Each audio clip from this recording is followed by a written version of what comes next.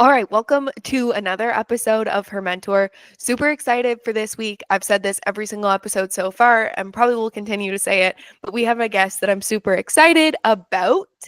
This week, we're talking to Sarah All. She is someone that, once again, I had the privilege of working with at one point in my career so far. But she has a background in medical sales. She will talk a little bit more about that on the podcast and how she ended up in tech sales and how she ended up in sales in general. But her background was in medical sales. Then she moved over to tech sales, where she's been able to see some quick success in that area. Sarah currently works as an account executive and she is based in Colorado. She will talk a little bit about how she's involved with the tech community and business community in Colorado throughout this episode. But we will leave the intro at that for now. I'll hand it over to myself and Sarah. Hey, Kelly, how's it going? I'm good. I'm so excited to be bringing you into this space and introducing you to this little community that I'm working on building. I know that I just gave a little bit of an intro about who you are and how we kind of came into each other's lives and a little bit of a background on your sales experience, but I would love for you to kind of kick things off in your own words, give a little background of like who you are, how you ended up in sales, because I know no one really plans to end up in sales, or at least it seems that way. Yeah, so I am coming up on 10 years in sales, which is pretty crazy. But I've had a really unique and broad sales experience. I graduated with a degree in biomed sciences. Science girl. I kind of thought I might go the med school route. And funny enough, around the time I was graduating, just with my passion for relationship building, and I'm very social. I love meeting new people. I had some peers and mentors recommend potentially looking into sales. So my first role was actually in medical sales, and I just kind of went all in. I was excited to work. And so I started in medical sales, and I worked my way up from an individual contributor there to a sales team lead overseeing about 5 people. And then I ended up helping them open a second location of their business and found my way into the tech world after that with COVID. And then, yeah, that kind of catches up where I am now in the tech side. And it's been an interesting journey. That's so exciting. And I love that you started with kind of like, I might want to go to medical school, go be a doctor, then realized, or at least it sounds like you realized, okay, I actually have some skills that would make me really good at sales, and then married those two together by doing medical sales. I'm curious, the transition from medical sales to tech, like what did that look like? Because I know even like just from my network of people that I know, there's a lot of people who look to make that leap from more of a traditional industry over to tech. So I'm curious how that process was for you. Yeah, it came with some hurdles, definitely. I think a big thing that I always mention to people is like always be building your own internal network, because the skill set, there's so much that's transferable. So for me, it's like I developed a really strong strategy and vision of how I tackle accounts and how I manage a book of business. And a lot of that, aside from the buyer persona, and a lot of the terminology, to be honest, like that's what's the biggest difference. So if you're excited to learn and challenge yourself to learn new things, and you can start building a network, just a broad sales network, then you can learn to apply skills to a whole different type of sales. One thing I will caveat that with, obviously, like sales methodologies, there's a lot of overlap between different sales methodologies, but just understanding the root of why sales methodologies approach sales in certain ways, that was a big learning tool for me. Because in the medical world, you might not necessarily use the same methodology, but the root of why you ask certain questions or why you use certain frameworks, there's a lot of overlap. So it's taking what you know and kind of boxing it up in a way that you can approach a company in a different industry or vertical with the knowledge that you have that applies to their specific solution. Totally. I want to kind of jump over to something that you said, because It is something that I think is super important, especially for like young women looking to break into tech, or just in honestly in any industry, it seems super relevant. So I'm curious, in terms of building that strong network, like what did that process look like for you? How did you build those connections? I know that you are someone super social, so probably comes a little bit more for you. But I'm curious, like what did that look like for you building that network? And Yeah, this is a great question. I was given some great advice early on in my career. I think a lot of people know, because of just stuff you hear in the working world, that connections will obviously play a role in getting you somewhere in your career, whether you need to leverage someone for an interview or whether you need to leverage someone for a reference. But I think with me, I was given advice that to really enhance my skill set, mentors and leaders that are willing to give feedback and advice can be extremely beneficial to just total career development. So for yeah. me, building my network was anything from maybe attending events where it was a social event, and looking for resources in your area. There's a lot of great apps and tools that you can use to seek out. One is called Meetup, and you can seek out different events with these different groups. And then I know it's cliche, but I do consider myself a lifelong learner. So I think a lot of building my network is things as simple as attending webinars and following up on LinkedIn and saying, hey, I really love this piece of material you put out. Can I get some time on your calendar to pick apart some of the strategies you were speaking to? So it's being a little willing to be vulnerable and put yourself out there, and then utilize the people that you know that are winning in your area. If whether it's on your team, somebody that you can speak to, or going out and finding people on LinkedIn. A mentor doesn't necessarily have to be somebody who engages with you back. So I think if you just utilize the resources in the technology age that we're in, you can find a lot in this area particularly. I'm obsessed with so much that you just said, but one thing that I like extra love was the call out of the vulnerability of like, if you go to a webinar and you really resonate with what they were saying, reach out to that person. I know that for myself and probably other people listening, that is much easier said than done. And I know I've seen you kind of like live that. You don't just talk the talk, you actually walk the talk. So how do you overcome that fear of like, oh, I shouldn't reach out. They probably get so many messages, or they're never going to see this. They don't have time for me. Or I guess like just curious how you overcome that mindset so that it doesn't limit you. Yeah, sure. So I think intrinsically people want to help other people. That doesn't mean that people don't get busy. So I totally respect, but thinking of these engagements as like, what can I provide back to them? If I'm speaking to somebody who maybe has a much higher title and I might be wanting to engage with them, like going in with the clear intention of, hey, you're a really inspiring leader to me. I'm looking to get to that next level. Here's some of my career goals. Like, I noticed your business is great at this, and I'd love to learn more about that. And then if there's anything that you feel you can personally offer that might be a value add that you're giving back to them. So if I'm reaching out maybe to someone in the Denver area, I might say, you know, I'd love to learn from you. There's a lot of leaders that I really respect in the Denver area, and building this network has added a lot of value for the leaders I speak with, or something along those lines. And then I think the second part to that is humanizing people a bit. Nobody who's gotten where they're going hasn't had some sort of hurdle or challenge or had to push their comfort zones. So I Mhm. do think if you have a really authentic and genuine intention, a lot of people will look at that and maybe they won't respond right away, or maybe it'll be more generic information that they send. But I do think people really respect in our day and age individuals that want to go out and find these resources and grow and learn. And most people will find a way to give you something of use.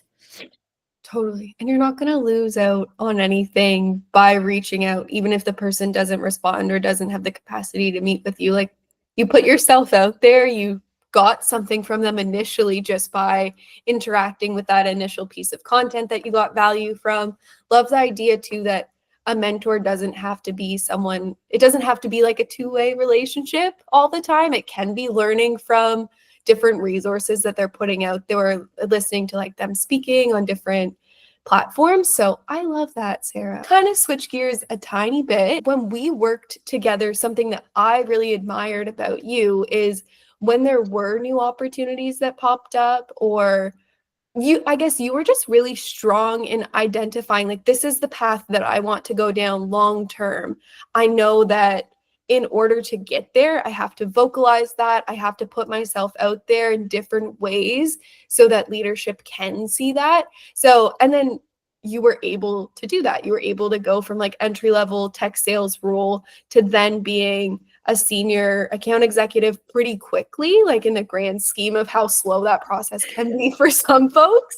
And I know Yeah. you had a lot of other sales experience before you were in the tech space, so that definitely played a role. But I'm curious, like, if someone is in an entry level sales role right now, how do they kind of channel some of that energy that you had, or like, what steps did you follow to get like to a senior account executive position in only a couple years? Because that's kind of unheard of. Yeah, absolutely. So I think most people know there's going to be a component that's performance. So Yeah, I'll kind of skip over that because that's just, you know, working hard, showing that you want to put the energy in. That goes a long way with leadership. I think more of the unique approach that I've taken for myself is I really have taken time to evaluate and leverage my strengths within a business. So if I know, of course, there's areas that I want to improve on, but if I know I do something super well that might provide a niche area of expertise to a business, I want to present that to them as quickly as possible. So for me, if it's like right now, I know I'm really strong at maybe mentoring other people who want to work into this role, and leadership really appreciates someone who wants to help grow the skill set of their organization. And just putting yourself that exposure in selling the concept of having a champion applies the same way internally as it does externally. Just giving yourself the exposure to leadership where they're knowing that you're eager to help, that you're eager to do extra project work, and that you might have other skill sets for them to leverage, they will champion you through some of those promotions, because internally, when they go to think who could do this job or who could we promote, you're going to be the person that's advocated enough for yourself that they will inevitably start advocating for you. And it's the same concept. You know, you do the same thing with customers. So why not use that same technique internally? totally. And the other thing I kind of want to follow up on there, because it's something that I see people talk about often, is how did you find the balance between, I want to take on these extra projects and demonstrate these skills so that when there is a new opportunity, it's a no-brainer. Sarah should take this role. She's already demonstrated that she can do this. And the balance of not wanting to take on so much work that might not lead to a promotion, or maybe it just accidentally gets absorbed into your current role. So I'm curious how you kind of find that balance of doing extra work while also making sure that it's the extra work that's going to propel your career where you want to go.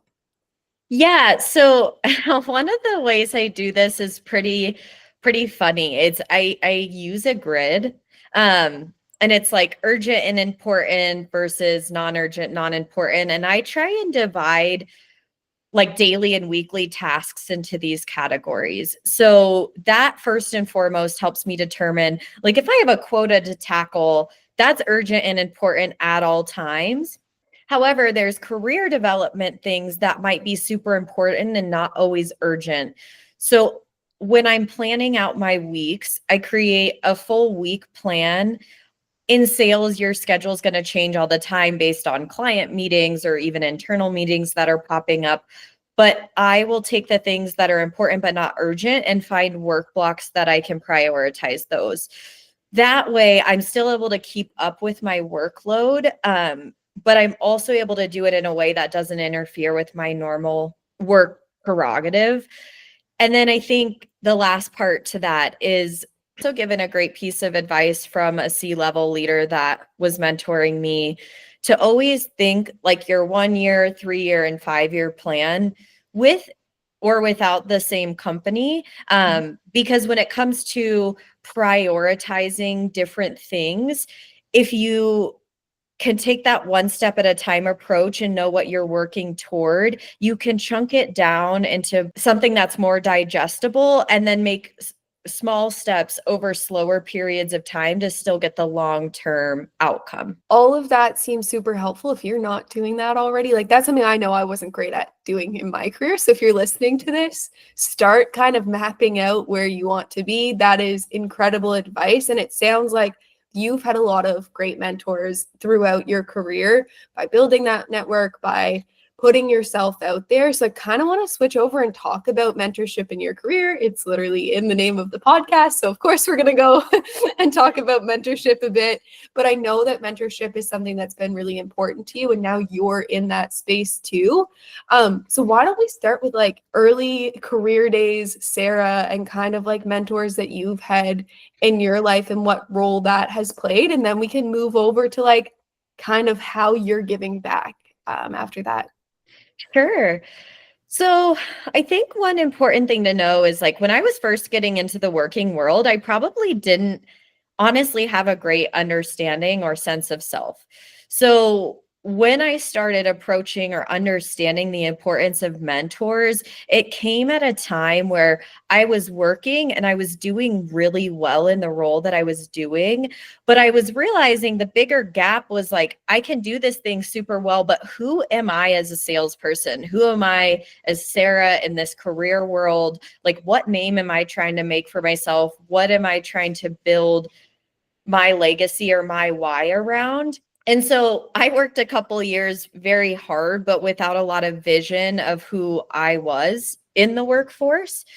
So that kind of led me to, if I can take some time to figure out A, the type of salesperson I want to be, and then B, some people who just inspire me. It doesn't even have to be salespeople, but just general people who have traits that really inspire me. That's a great starting point. And so my first mentorship was by seeking out maybe podcasts or books or things of people who just seem to have qualities that I really appreciated. Like Jay Shetty for years has been somebody who I would consider on a high level a mentor. And I don't engage with him directly, but the value that his information has provided me has really helped me in determining who I am and kind of piecing all of that together.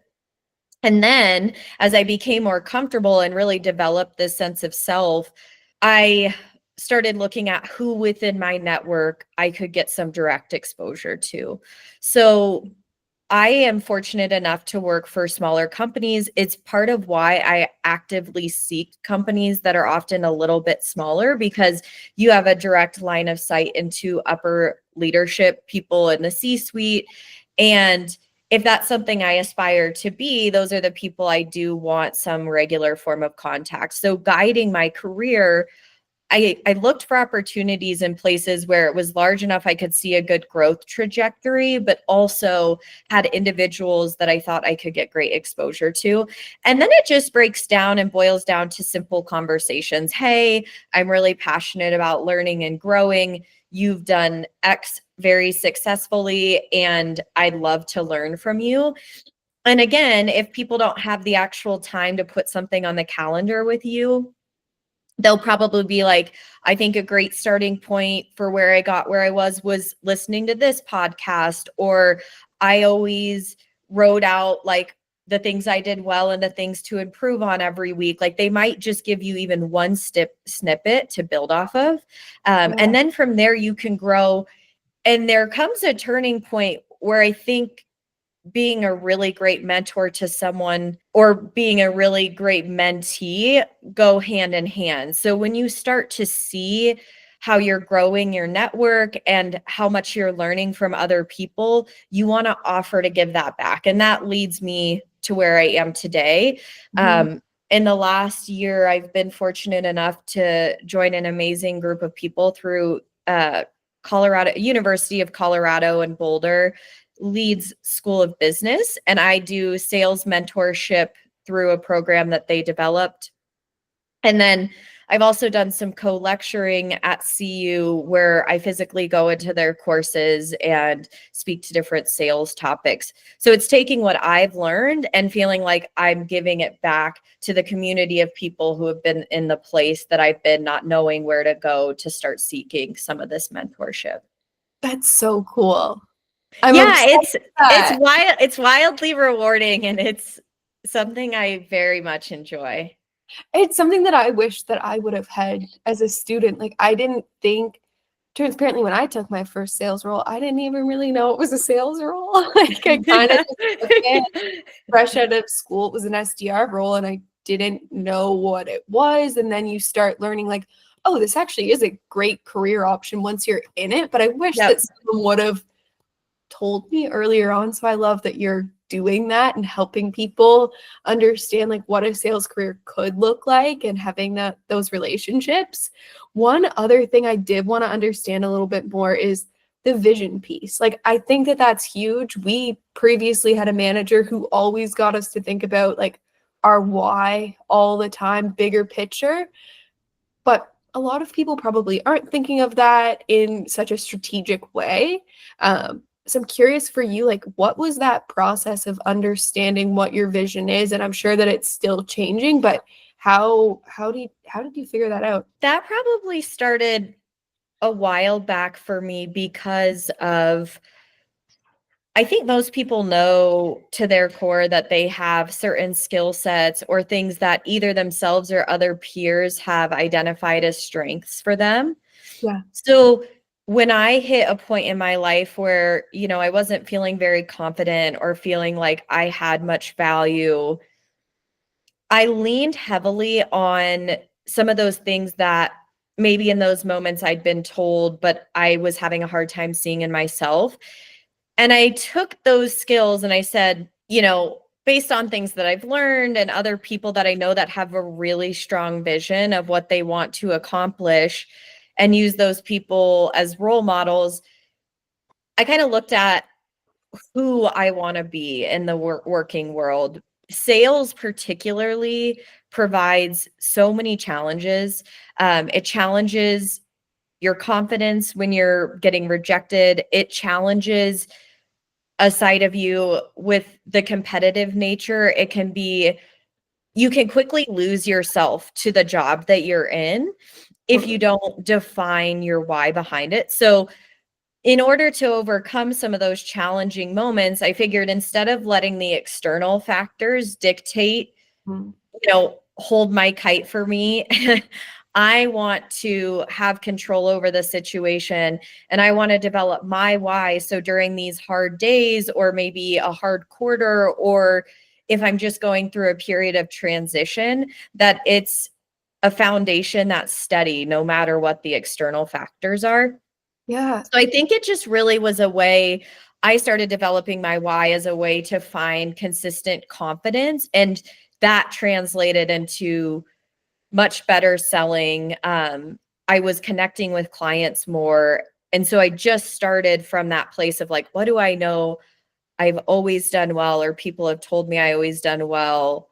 Yeah. And how can I create that into a why, into a bigger vision that applies to my career? Part of me that's almost a little bit shocked because of, once again, because of the fact that we have a personal relationship where I've seen you in the workplace.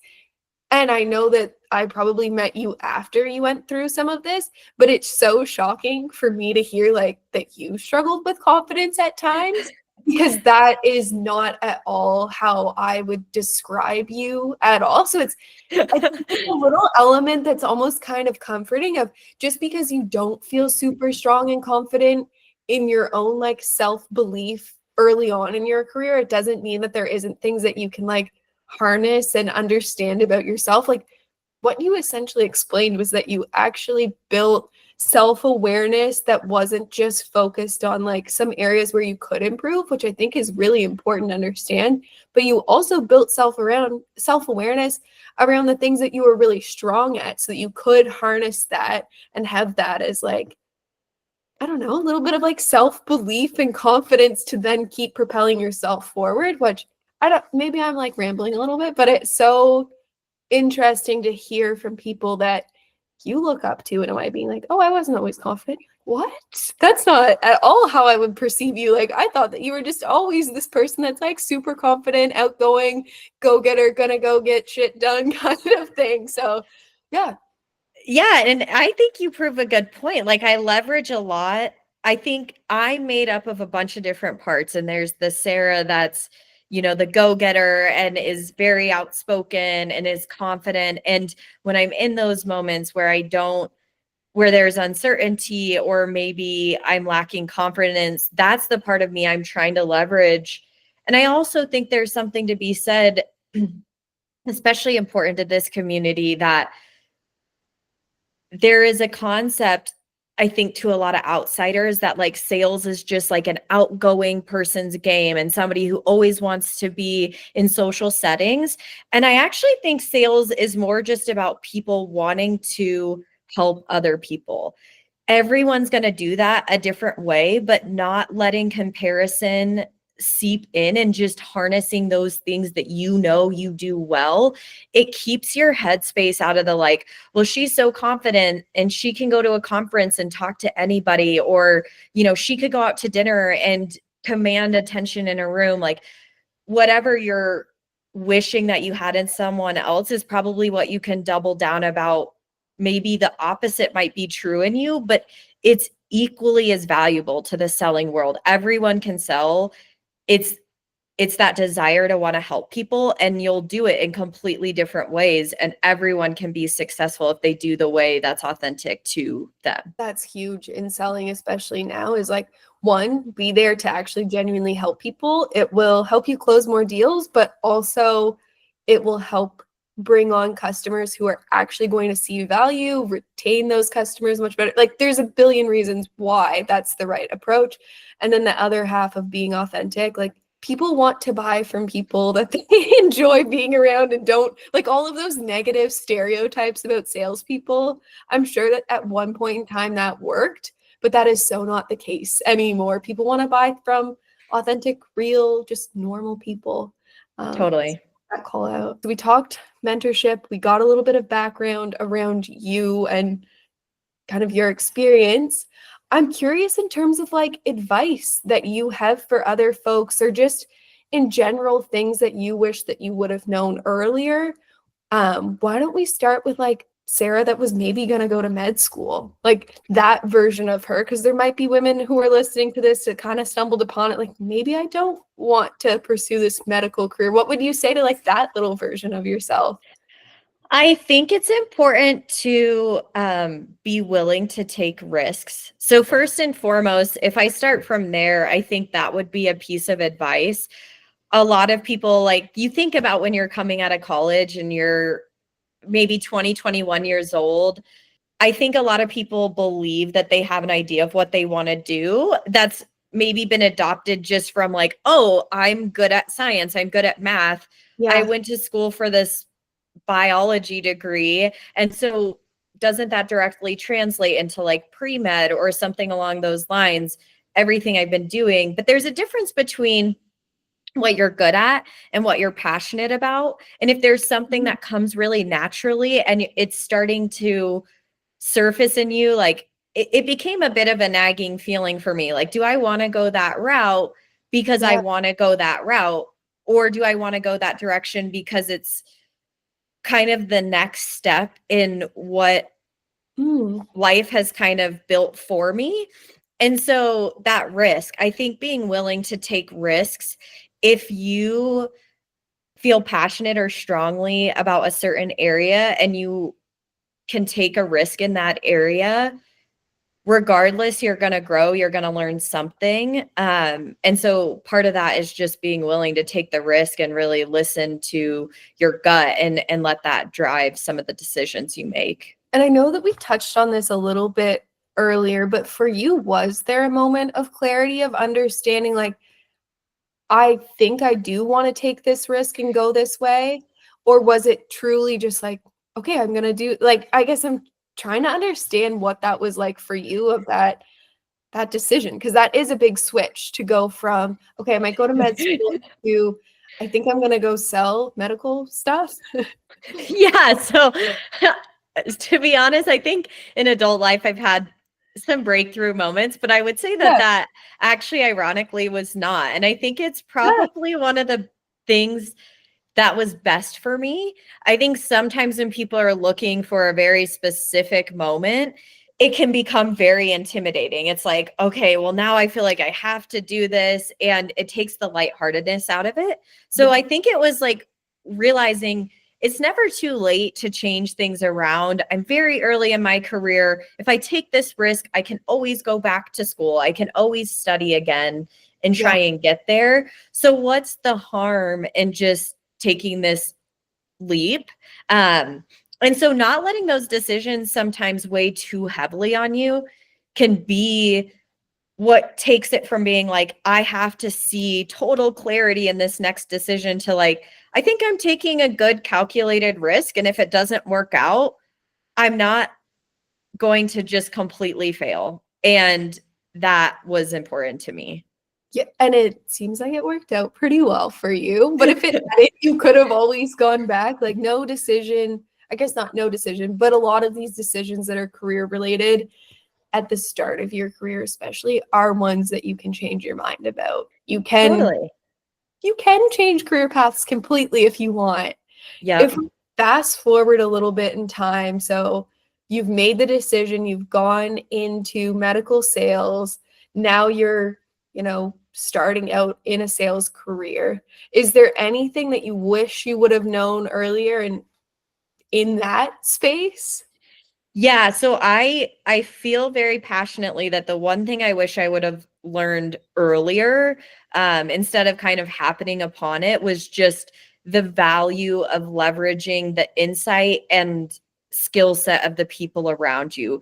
Collaboration, I mean, I think of all of the great leaders in my life, collaboration and finding people to associate with that can help you level yourself up Yeah. is critical. And then, as I mentioned, just like finding people who can mentor you, sometimes it's really hard to make decisions, especially career decisions. So, having great sounding boards or people that can come in and talk to you when you need a little bit of outside perspective, having that network and community of people to lean on and defining that early on is something you can leverage your whole life. And a lot of those people might end up becoming personal relationships as well. So it's so important. And I think the earlier people start doing that, the less limitations you end up running into long term. They're just your built-in cheerleaders. Yes, we need more built-in cheerleaders. Yeah, exactly. That's another great thing about working with Sarah is she is a built-in cheerleader for everyone in her life. I try to be. It does bleed into the next thing that I wanted to ask you, kind of like two little speed round advicey type questions as Love well. it. But you are very good at cheering on people around you and not falling into like, well, if they're winning, it's going to make it so that I can't win, which I think can happen in sales sometimes. Like if we're just being Totally. Absolutely. so I'm curious for you, what's your piece of advice in terms of like, how can other women support other women in sales specifically? Like what kind of piece of advice do you have in that zone? Anything in general that you've done or love to see like other women doing to uplift other women? I just feel like you're very good at uplifting women in particular in sales as well. And like staying in touch with old coworkers and all, just like being a good person to be around. Well, first of all, thank you. And second of all, I do see where you're going with this question. We're gonna have to edit this so much for that to make sense. This is a good question. I really like this. So, whether you're meeting someone for the first time, or you're working with them for the first time, or you've worked with someone for a long time, I think immediately presenting yourself as a resource and somebody who wants to collaborate. When you're first meeting people, that takes a lot of the edge off, that defense. People put their guard down. I know that I'm going to succeed if others around me are succeeding, because that's the environment that allows me to thrive. So there's no threat. Everyone can get where they want to go. And often it's going to be through lifting each other up and helping use different tools from other individuals to do it. So I think always, if there's an opportunity with other women in the network, to just say, hey, like, I know I'm new here, but I love learning from other people and I'm always happy to collaborate. And then just finding little ways to acknowledge people in your network, other females in your network, something as small as like a Slack message of, hey, I saw you book that meeting. That's a great logo. Super proud of you, rooting you on. It can be something so small and not time consuming. But once people start to feel that energy, then they'll come to you for that energy. And that's where you get more of a synergy, where between the two of you, you start to build a really special relationship. And those are the people then that equally will help lift me up when I'm in my lows. So it ends up being a very mutual connection. And I think just practicing, again, vulnerability is huge. I think it's underutilized in a lot of sales organizations because it's very difficult to ask for help. Like, there's a lot of pride around these roles, so it can be difficult to ask for help. Showing right off the bat that you're willing to be vulnerable and ask for help, people will respect that. And I think it also encourages them to do the same. And that's when people break down their walls a bit more. And even if you're on a sales team where that isn't necessarily the norm, like, you can be part of that change by you interacting with people in that way. It kind of almost like writes people a little permission slip to be like that too. Of course, there's some spaces that might not be super receptive to that, but Totally. in terms of like actual skills that you would recommend, that if there's like anything in particular early on in your career, figure out this skill and it will like take you far. So anything in particular that you recommend for someone to build as a skill who's maybe in an entry-level sales job right now, who wants to continue on a path similar to yours of moving up to being like a high-performing AE? I would say something to do very early on is look for the tools and the people that can give you really good feedback. You could find a peer that you just partner with and say, hey, once a week, can we review a couple calls? I'll bring one that I feel I did well. I'll bring one I feel I could have improved on, and I'd love your insight. And then applying that up through leadership. Like, if you have the flexibility to do the same with like a VP of sales or a director of sales, that's amazing. But start looking for that feedback, or even the tools. If you have something like a Gong that you can leverage, listen to your calls, see the areas that you did really well, see the areas that you want to improve on. Because when you really fine tune all of that and you just understand how you sell, then you can fill in any gaps that you need to fill in. And then you, as I've been mentioning, you can just really hone in on leveraging what you know you do well, and applying that to the frameworks and methodology that get the deal done. So that's my piece of advice. Like, look for the feedback, look for the ways to get constant collaboration, and that'll prove very helpful in either building new skill sets completely or sharpening existing ones. I want to like double tap on something that you said there, because I think that it was very important. You essentially mapped out that you need to build those feedback channels for yourself if they don't already exist, or if they do already exist, like, it might be helpful to build out more. Because I think that a lot of times, and I've fallen into this trap too, you're like, well, I'm not getting any feedback, so I must be doing fine, or like, I'm hitting my quota, so nobody really is giving me any feedback right now. That doesn't mean that there isn't areas that you could be working on, or that there are areas that you're doing really well that you don't realize. So I love the idea of like building your own feedback channels so that you do get that feedback that you have, and also offering to give it for a coworker too, so that it's not just like a one-way street there, that you're helping each other out. Totally. And can I add one more thing here? I think another thing that's really important, that I want to make sure that I know is understanding why, like, your leadership has the why that they have. If you're working towards a number that you don't really understand what it's going to do for the business, don't understand the long-term vision and goals, don't understand the values, it's really easy to just feel like you're stuck under this number. But if you can see why leadership has implemented things that they've implemented and why they take the approach that they take, then you can leverage that while you're selling.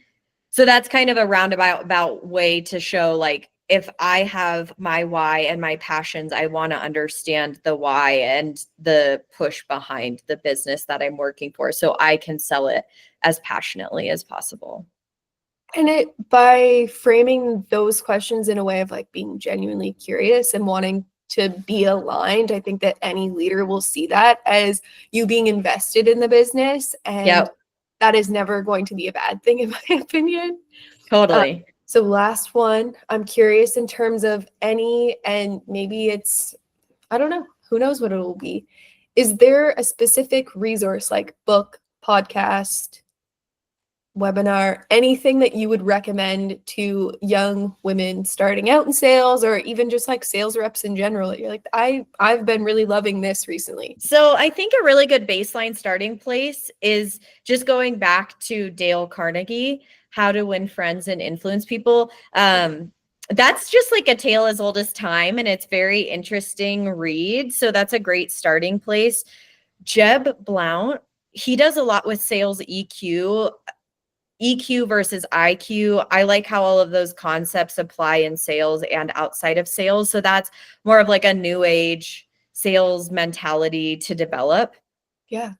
Simon Sinek, the Start With Why, all of that, they were videos and books that I latched onto very early, because even though it's not directly related to sales, it is a resource that's defined my selling career.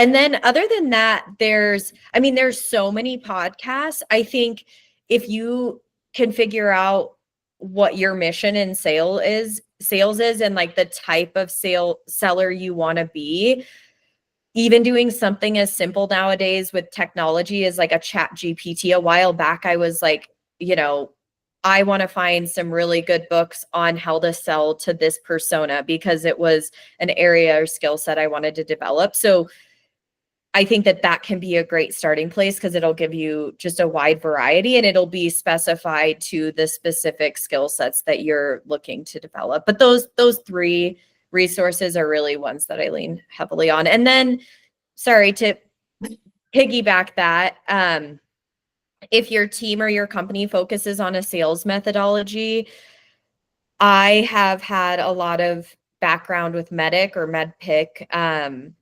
And so I utilize a lot of their resources. But if there's another methodology that really resonates, it's going to YouTube, it's going to Spotify, and just searching that specific methodology. And again, there's just unlimited resources out there nowadays.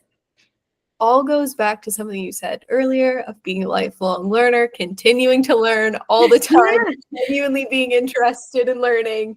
Love totally. all of those pieces of content that people could consume. I think we'll kind of wrap it up there, though. Thank you so much. Amazing. I will cool with it. I will link your LinkedIn so that if people do want to like follow along with what's up in your world, they can do that. So that's a wrap on this week's episode of Her Mentor. Thank you so much if you've made it all the way to the end. I will be here same time next week with our next guest. Super excited about that guest as well. If you don't want to have to remember to come find next week's episode, you can always follow us on Spotify. All right, I'll see you next week.